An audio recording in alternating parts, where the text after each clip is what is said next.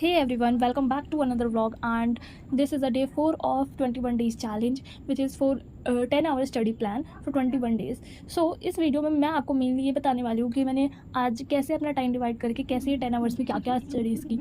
So first आते हैं कि जो हमारा 10 आवर्स का स्टडी प्लान होता है उसको हम 3 पार्ट्स में डिवाइड करते हैं, 4 आवर्स, 3 आवर्स एंड 3 आवर्स। और अगर इसमें प्रोडक्टिव स्टडी नहीं होती तो मैं ब्रेक ले लेती हूँ बीच में 5-10 मिनट का, एंड उसके बाद back to on table and उसके बाद स्टडी कंटिन्यू करते हैं। सो फर्स्ट हम 4 आवर्स में देखते हैं कि क्या क्या किया। तो मैं आपको हमेशा बोलती हूँ कि मैं क्वेश्चन प्रैक्टिस कर रही हूँ, आज मैं डीपीपी सॉल्व कर रही हूँ, ठीक है, बट मैंने कभी ये नहीं बोला कि मैं एनालाइज कर रही हूँ या फिर मैं उसको नोट एरर बुक में दिख रही हूँ उसमें जो भी गलती है, जो कि वेरी वेरी इंपॉर्टेंट है कि किसी चीज़ को भी मतलब ताकि वो दोबारा गलती हमसे हो ही ना। अगर हम रिवाइज़ कर ले, मतलब हम टेस्ट देने जा रहे हो या फिर बाद में रिवीजन करना हो, तो जो गलती करी है वो हमसे दोबारा ना हो, तो इसलिए हमें एरर नोटबुक में लिख लेना चाहिए ताकि उसको रिवाइज़ कर सके। तो आज मैंने उसी को एनालाइज़ किया, जितनी मैंने डीपीपी जितने क्वेश्चन सॉल्व किए थे उसमें जो इतनी भी मेरी गलतियाँ निकल रही थी तो उसको मैंने नोटबुक्स में लिखा। फॉर एग्जांपल मैंने फ़र्स्ट फिज़िक्स का लिया और उसमें मैं फ़र्स्ट जैसे बेसिक मैथ होता है तो मैं उसी से स्टार्ट कर रही थी, मतलब मैं लाइन वाइज ही चलती हूँ mainly.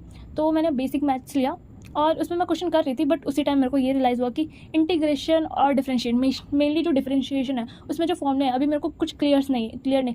For example chain rule और UV method, u by v method जो डिफरेंशिएशन में यूज़ होता है वो क्वेश्चन मेरे से गलत हो रहे थे, तो उसको कॉन्सेप्ट मेरा कहीं ना कहीं तो क्लियर नहीं है, इसीलिए गलत हो रहे हैं। तो मैंने वो यहीं पे पॉज करके जो मेरा प्लान था उसको छोड़ के मैंने इंटीग्रेशन की वीडियो देखी जो कि क्लास 11th की थी और वो अलग सर की थी, बहुत पुरानी वीडियो, बट मटेरियल तो सही में और कंटेंट भी अच्छा है, अलग सर का तो है।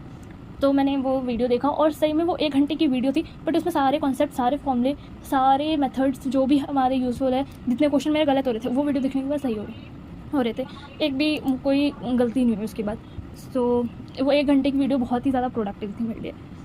फिर मैंने ये देखा, उसके बाद इंटीग्रेशन का भी कुछ ऐसी वो वीडियो भी देखी। फिर यहाँ पे मेरे 4 आवर्स ऑलमोस्ट कंप्लीट होने वाले थे, बट उससे पहले मतलब बेसिक मैथ्स तो हो गया, उसके बाद मैंने शॉर्ट नोट्स भी साथ साथ बना लिए थे जब वीडियो लेक्चर देख रही थी मैं, क्योंकि इंटीग्रेशन डिफरेंशियल बस लिए हमें लगता है छोटा है, बट उसको करना उतना ही ज़्यादा इंपॉर्टेंट है, उसका भी रिवीजन करना इंपॉर्टेंट है क्योंकि पूरी फिजिक्स ही उसी बेस पे टिकी हुई है।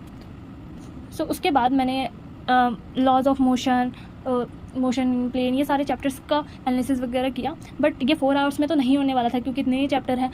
फिजिक्स के 5-6 चैप्टर जो मैंने कवर कर रखे हैं वो हैं, 12th के तो नहीं किए मैंने, जो इलेक्ट्रिक पोटेंशियल वो सब मैंने कर रखा है, तो उसका रिवीजन तो अभी नहीं किया मैंने, 11th का ही किया। तो ये उसके लिए 4 आवर्स तो नहीं, मीन्स आप ऑलमोस्ट लेके चलो कि 6 आवर में वो मेरा कंप्लीट हुआ। उसके बाद मैं बैक टू द आई अपने बायो का, और बायो में एनालिसिस करने के लिए उतना टाइम तो नहीं लगता बिकॉज मेनली एनसीईआरटी की लाइन ही होती है और जो भी डाउट है वो एनसीईआरटी में मार्क करने थे।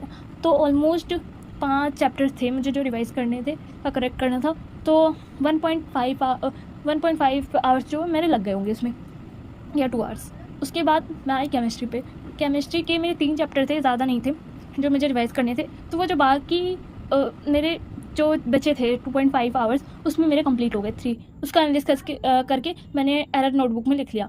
तो this is what I have study today and I think this may be little productive because जो मेरी गलतियाँ हैं इतने दिनों से, जो मैंने कॉन्सेप्ट सीखा वो मुझे पता चल गया। फॉर एग्जांपल अगर मेरे को डिफरेंशिएशन में मुझे लगता था कि मेरा बहुत अच्छा स्ट्रॉन्ग है क्योंकि गलतियाँ नहीं होती थी, बट कुछ क्वेश्चन ऐसे हैं जिसमें गलतियाँ हो गई, तो उससे मुझे यूवी मेथड, चेन रूल, इसके बारे में जो भी डाउट था वो क्लियर हो गया वो लेक्चर देख के।